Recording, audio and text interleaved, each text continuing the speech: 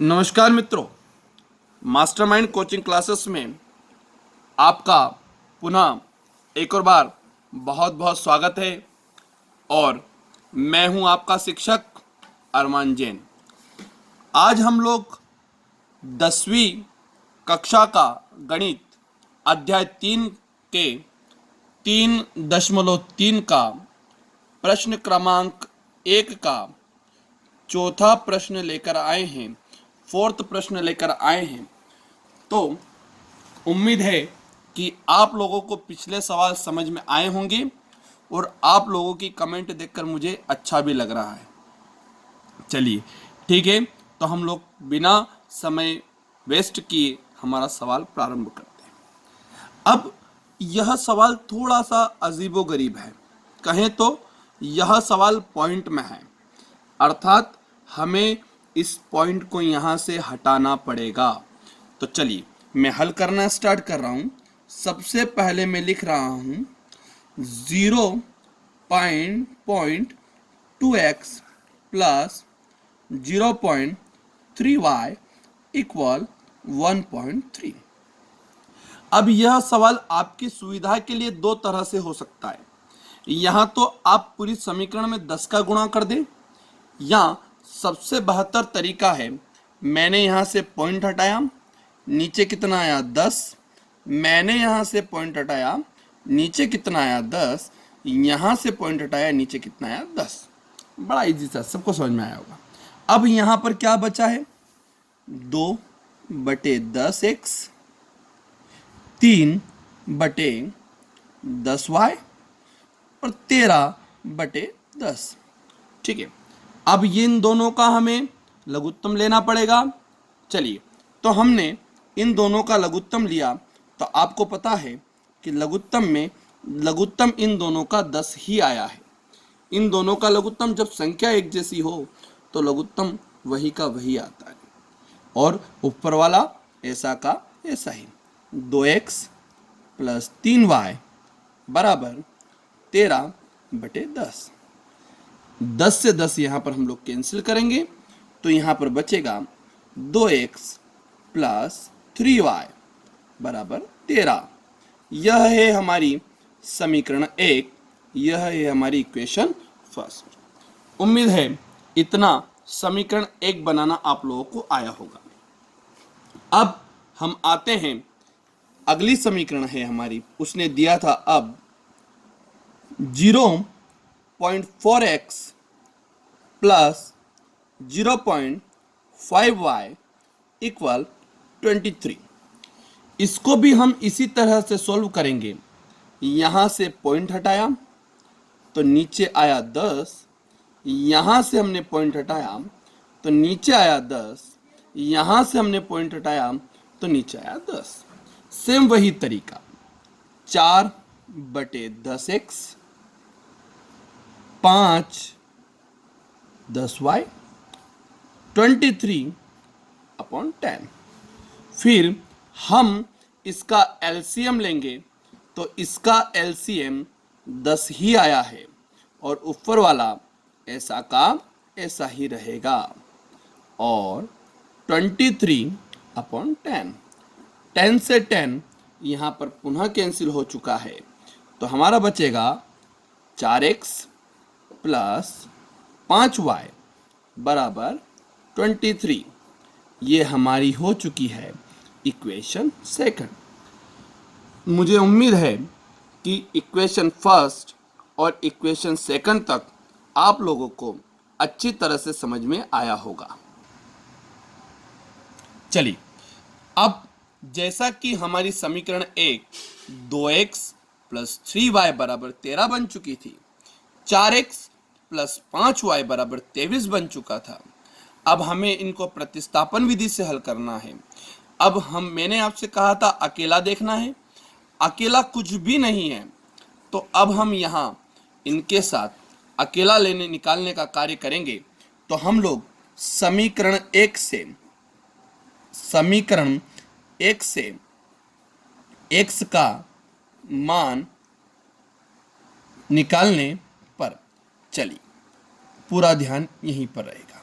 समीकरण 1 है 2x कितना है 2x प्लस 3y बराबर 13। क्लियर। चलिए मुझे वैल्यू x की निकालना है, जिसका वैल्यू निकालना होता है वो अकेला होना चाहिए। तो सबसे पहले ये किसको लात मारेगा 3y को। ये 3y प्लस प्लस का है, ये इधर गया काय का हो गया माइनस का। तो 2x बराबर 13 माइनस 3y 13 माइनस 3y। ये दोनों मल्टीप्लाई में है, वैल्यू x की निकालना है। तो 13 माइनस 3y अपॉन 2, ये आपकी बन चुकी है इक्वेशन थर्ड। ये आपकी बन चुकी है इक्वेशन थर्ड।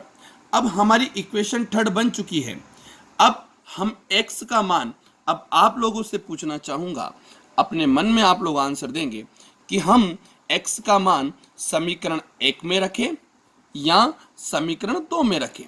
तो आप मुझे बताइए, हमने x का मान 1 से निकाला था या 2 से निकाला था। तो हमने 1 से निकाला था।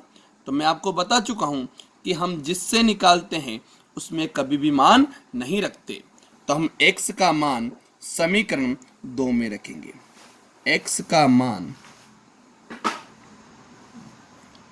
समीकरण 2 में रखने पर, चलिए पूरा कॉन्सेंट्रेट यहां, समीकरण 2 है आपकी 4x प्लस 5y बराबर 23। 4 आपका सेमी डिजिट ऐसा का ऐसा ही रहेगा। x की वैल्यू है 13 minus 3y upon 2 plus 5y equal 23। यहाँ पर अब हम लोग यहाँ पर काटेंगे, 2 एकम 2, 2 दूनी 4। ठीक है, तो यहाँ पर 2 बचा है। हम 2 का मल्टीप्लाई 13 में करेंगे, कितना हुआ 26। 2 का मल्टीप्लाई 3 में करेंगे, कितना होगा 6y और प्लस 5y ऐसा का ऐसा ही और 23 भी ऐसा का ऐसा ही। तो मुझे उम्मीद है कि इतना आप लोगों को समझ में आया होगा। अब देखिए, यह भी y है, यह भी y है। ये y माइनस का है, ये y प्लस का है। प्लस माइनस माइनस होता है। 5y में से 6y में से 5y गया, कितना बचा 1y, वो भी काय का माइनस का। 23 सैमेटिजिड ऐसा का ऐसा ही रहेगा। 26 प्लस का है, ये 26 इधर गया, ये 26 हो गया आपका माइनस का। तो यहाँ पर फिर देखेंगे 23 plus 26 minus, plus minus minus, यहाँ पर बचेगा -3। माइनस से माइनस आपका कैंसिल। तो यहाँ पर y की वैल्यू आ गई है आपकी 3। y की वैल्यू कितनी आ गई है 3। मुझे x की वैल्यू निकालना है, तो मैं यहाँ y की वैल्यू इक्वेशन थर्ड में पुट करूंगा। y की वैल्यू मैं यहाँ पर समीकरण 3 में रखूंगा। तो मैं लिखूंगा, इधर देखेंगे, y का मान समीकरण 3 में रखने पर, समीकरण 3 में रखने पर, चलिए समीकरण 3 क्या है, सबको उम्मीद है समझ में आ रहा होगा। x बराबर 13 माइनस 3y अपॉन 2। x सैमेटिजिड ऐसा का ऐसा ही रहेगा, पूरा कॉन्सेंट्रेट यहाँ पर रहेगा आप लोगों का। ठीक है, 13 भी ऐसा का ऐसा ही, माइनस 3, y की वैल्यू यहाँ पर थी 3 अपॉन 2। x 13, 3 3 9, 9 upon 2। चलिए मैं थोड़ा सा यहाँ पर कर रहा हूँ, x ऐसा का ऐसा ही, 13 में से 9 गया, कितने बचे 4। 13 में से 9 गया, कितने बचे 4 बटे 2। 2 एकम 2, 2 दूनी 4, 2 1 जा 2, 2 2 जा 4।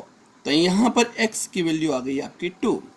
तो यही है, तो x बराबर 2, और y बराबर 3, यही इसके आंसर रहेंगे।